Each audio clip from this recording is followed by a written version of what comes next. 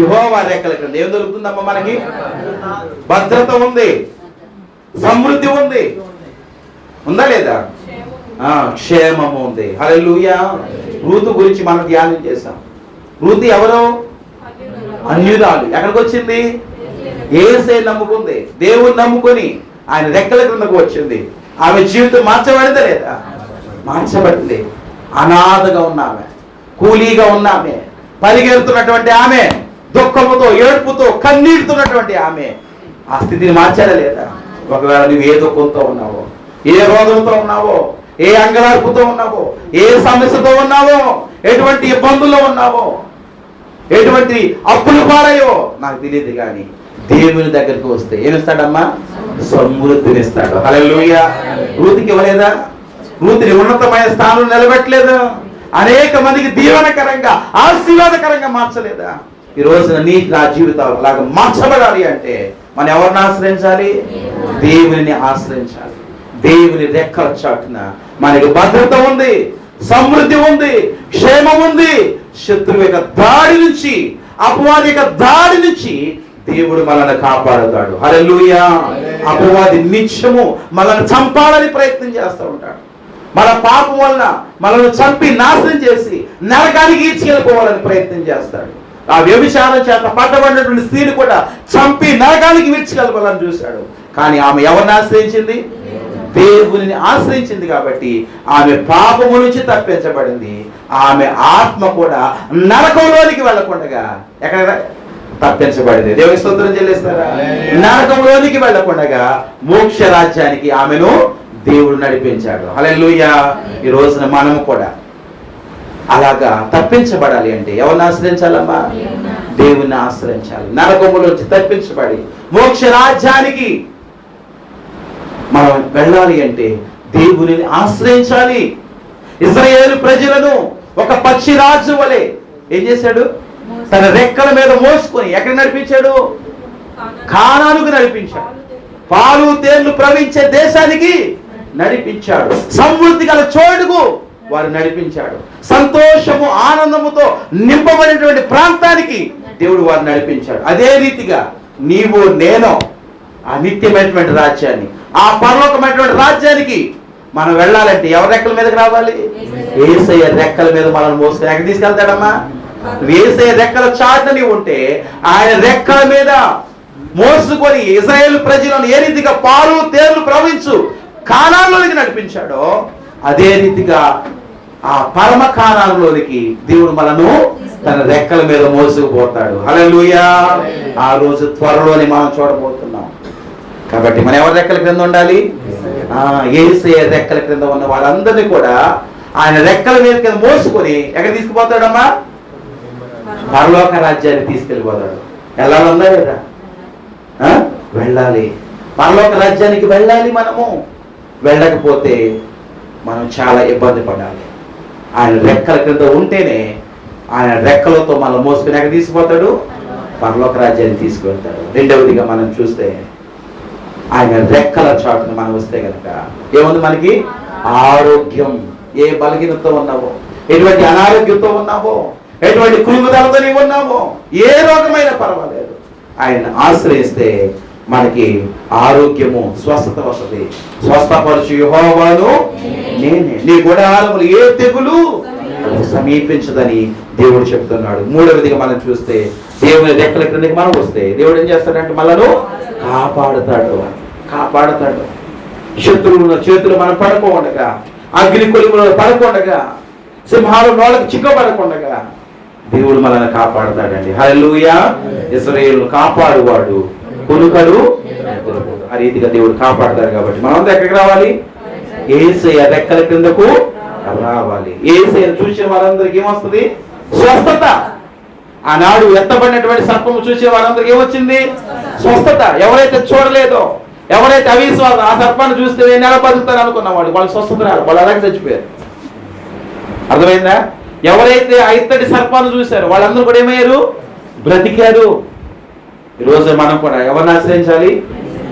ఎన్ని కష్టాలున్నా, ఈ లోకములు ఎన్ని ఇబ్బందులున్నా, మన ఆరోగ్యం కొరకు, మన క్షేమం కొరకు, మన సజీవులమై నిత్య రాజ్యాన్ని మనం పొందుకోవాలి. రావాలి అంటే ఈ లోకంలో మనకి ఇన్ని బాధ్యతలు ఉన్నా వాటిని కూడా పక్కన పెట్టి ఎక్కడికి రావాలి? ఆ సిలువ దగ్గరికి రావాలి. ఆ యేసును మనం ఆశ్రయించాలి. అప్పుడే మన ఆరోగ్యములో నెమ్మదిని మనం పొందుకుంటాం. హల్లెలూయా. స్వస్థతను మనం పొందుకుంటాం. ఆధ్యాత్మికమైనటువంటి సత్తుని పొందుకుంటాము. కాబట్టి మనం అందరూ కూడా ఆయనను ఆశ్రయించి ఆయన రెక్కల చాటును చేరి ఆ పరమ మోక్ష రాజ్యాన్ని మనం అందరము పొందుకుందాముగాక. ఆమేన్. అని కూడా మోకరించండి, ప్రార్థన చేసుకుందాం. ఇంతవరకు దేవుడు మనతో మాట్లాడి ఉన్నాడు.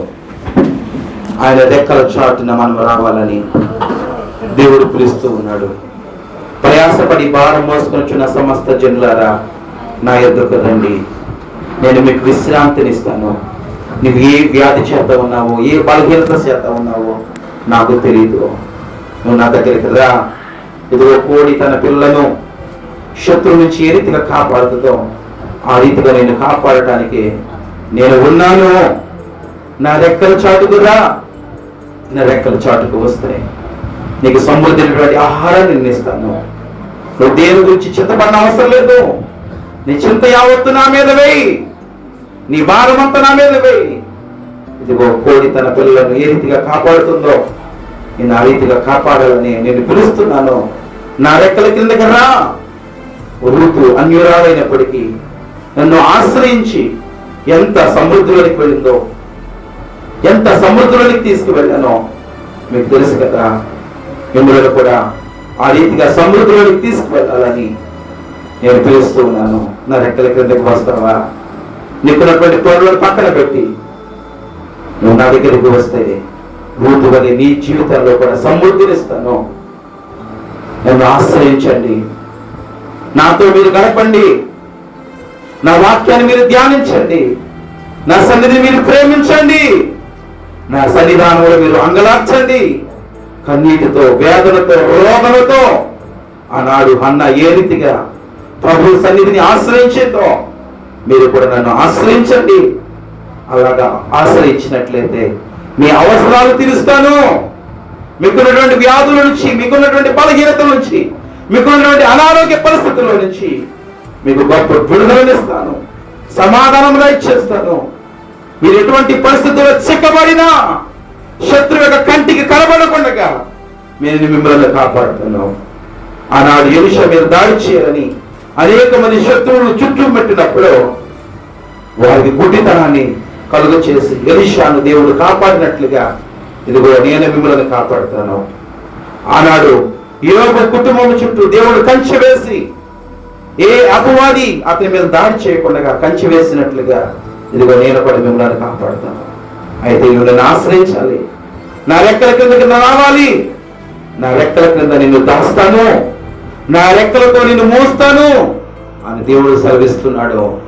రోజున ప్రభు రెక్కల క్రిందకి, ప్రభు యొక్క ఆశ్రయాన్ని నువ్వు కోరి వచ్చినట్లయితే, ప్రభువును నువ్వు ప్రేమించినట్లయితే, నువ్వు ఎటువంటి పరిస్థితుల్లో ఉన్నా, ఎటువంటి కృంగిపోయినటువంటి స్థితిలో ఉన్నా సంతోషాన్ని, సమాధానాన్ని ఆయన ఇచ్చే దేవుడిగా ఉన్నాడు.